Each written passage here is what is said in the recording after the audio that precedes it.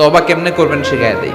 প্রথমে ঘোষণা, আল্লাহ আকাশের নিচে জামিনের উপরে আমার চেয়ে বড় পাপী কেউ নাই।